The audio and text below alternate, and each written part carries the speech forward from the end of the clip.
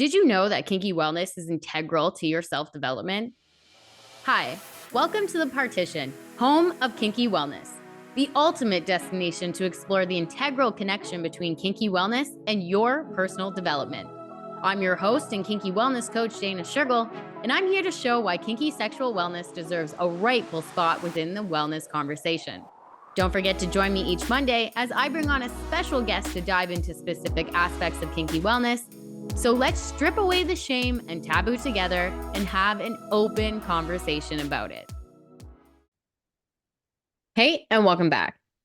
Today, I'm going to be answering the questions, what is kinky wellness? What is the role of the partition? And why does this even matter? Well, in short, kinky wellness is the evolution of sexual health. And at its core, kinky wellness has two sides, the side for exploration and the side for healing. The side for exploration is aimed to help people integrate themselves through play. Because here at the Partition, we understand that our soul wants to experience everything.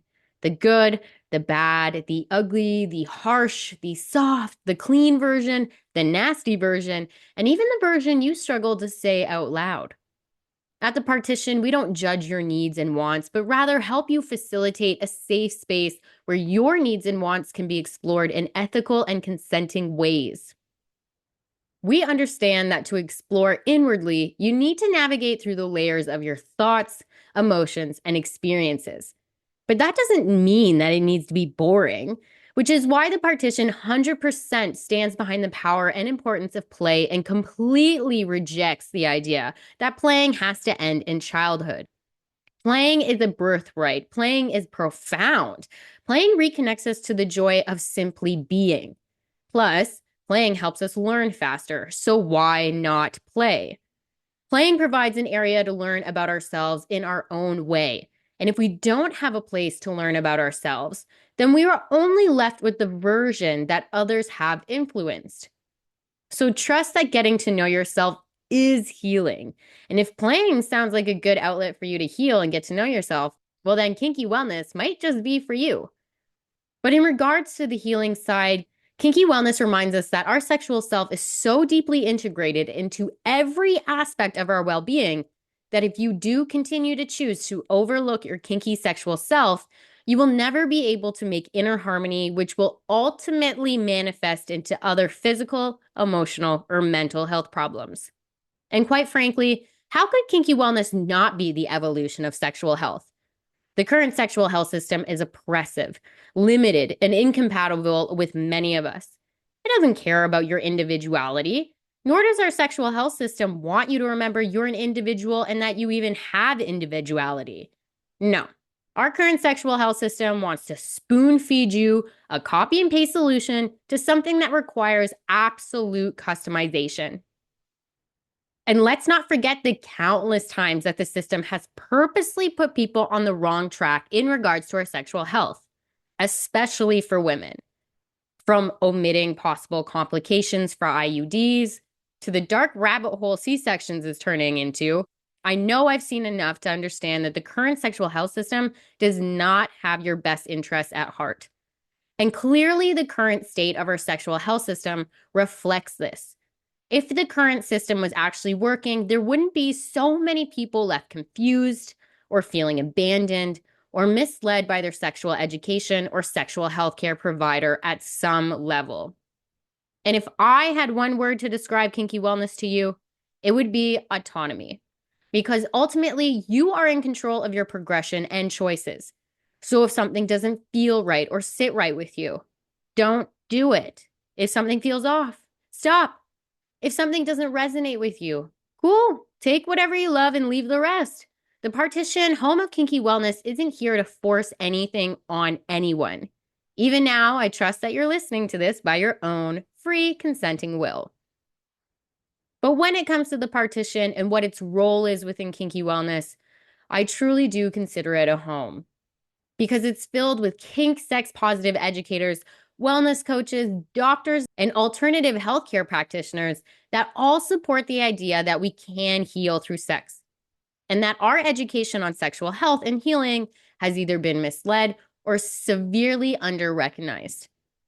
The Partition is a place where like-minded individuals are able to share their expertise on kinky alternative health and healing without the fear of judgment. The Partition aims to house a community where sexual knowledge can be shared with anyone who enters with open arms and hearts. Because we know talking about our sexual health is hard, let alone talking about sexual healing. Because as you know, it's a very taboo subject that requires a lot of openness, vulnerability, and courage of those willing to talk about it. So to the people taking charge of their sexual health and healing, I salute you.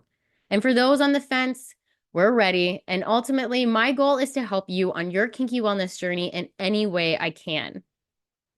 This is why I'm constantly open to talking with anybody who has shared values with kinky wellness and wants to share their message.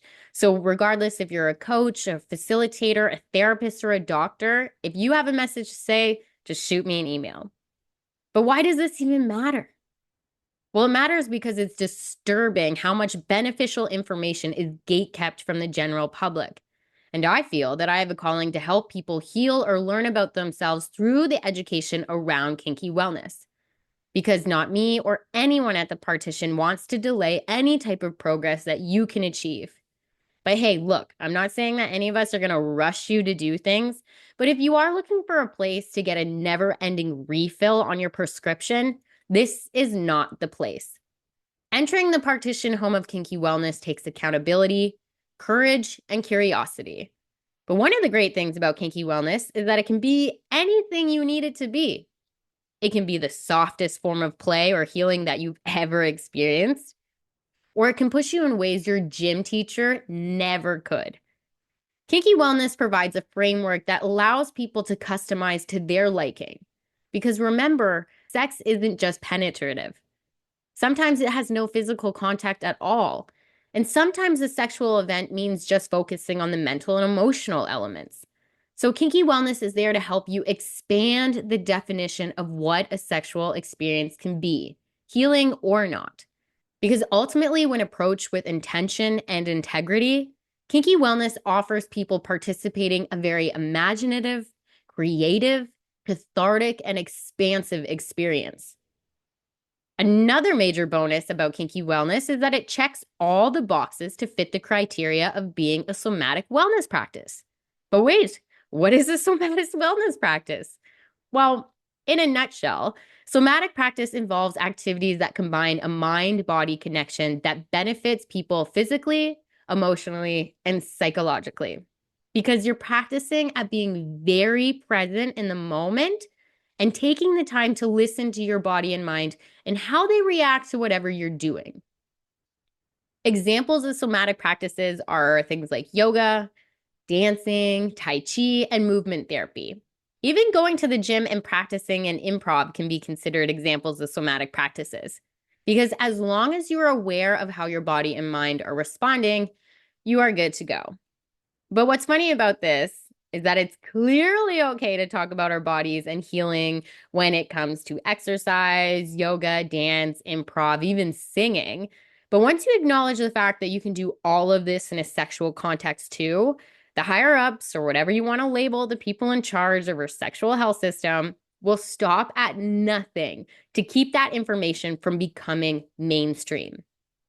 Instead, sex that uses imagination and individuality is considered weird, bad, or taboo. But let's be real here for a second. Sex has been around since we've been here. And if these institutions, who apparently are the smartest people in the world, can't see how sex is not beneficial in the ways that dance or exercise or yoga can be, then I think it's time for the Partition to enter the chat. Because remember, it's not just our mind that has something to say, but also our body. And when we repress memories and emotions long enough, they will manifest themselves in the form of pain, tingling, stiffness, skin rashes, numbness, and a laundry list of mental illnesses like depression or fits of rage, just to name a few. So the message that movement and freedom of expression is integral for our overall health is prominent. Because it is within our movement and freedom of expression that allows us to move whatever it is we need to move out from within and out back into the energetic world. Exercise really is the keystone pillar to our health. And when you add the emotional and mental intention behind whatever physical movement you're doing, that's when you get a type of therapy that works on multiple levels at once. Because for many people, talk therapy isn't enough. It's helpful, and I'm not saying that it can't help certain problems, but talk therapy can be a long process. Because in talk therapy, you are just, yes, talking. And you're not allowing your body to experience and physically move the thing or emotion or thought or experience the thing that needs to be felt, seen, heard, or moved. And unfortunately, for some people, they end up in a situation where they are just being re-triggered because their body isn't allowed to participate in the healing journey because it has to sit and watch from the sidelines. And I don't know about you, but where I am, therapists aren't allowed to hug their clients. Now, regardless of what your opinion is, I do find that quite alarming to think that when someone's having a full-blown breakdown and the therapist is just kind of like sitting across from them, watching them cry. No, I don't think that's normal. I believe that it's in our human nature to want to hug or hold someone when they are crying or experiencing a physical response to something traumatic. I think we want, in general, to console people. But again, this seems to be a thing that we only reserve for babies and children. But don't underestimate the power of touch, because touch plays a vital role in human interaction in our overall well-being. Touch can stimulate the release of endorphins, which can act as a natural painkiller. Touch can lower cortisol, which will lead to a sense of calming and relaxation. Touch can also release oxytocin, which is known as the bonding hormone, and this hormone can influence feelings of trust, connection, and intimacy, and even the different styles of touch. Gentle touch, such as massages, can increase levels of serotonin and dopamine, which are the neurotransmitters associated with happiness. And rough touch, such as rolfing, can improve blood circulation, fascia health, and emotional release. And regardless if this is in a social setting or not, touch can convey empathy, support, and understanding in interpersonal interactions and help people regulate their emotions when they are having a breakdown. I know when I get into an emotional state, a big hug does help, right? And I know I'm not the only one. Also, if you are thinking to yourself right now, that touch really isn't your thing, so maybe you're just going to avoid it. No, that's not healthy either. So take this as a sign to sit down with your body and get curious as to why you may not like touch, because often there is an underlying issue. And before you get your knickers in a knot, back before we lived in this modern world, babies were held basically 24 hours a day, 7 days a week. Now we have things like car seats, strollers, baby daycare, and separate beds. And all of these modern advancements puts a strain on the natural touch bond that babies are supposed to have during their infant years. So chill. Sometimes our issues with touch doesn't need to go back to some major traumatic event. Our modern world does a really good job of messing with this issue simply by being born into it. This is why now, more than ever, I believe that kinky wellness is the evolution of sexual health and truly deserves a seat in the wellness conversation. Kinky Wellness is here for anyone who's willing to play ethically and consentingly. And if you agree, please support by subscribing to the Partition, home of Kinky Wellness YouTube channel, and sharing this episode with 3 people. Because without the community coming together and supporting, the Partition would not be here today. So thank you for your continued support, and I appreciate all the help that you can give to the Partition and spreading the word on kinky wellness. I'm excited to speak with you next week. You know what to do. As always, stay kinky.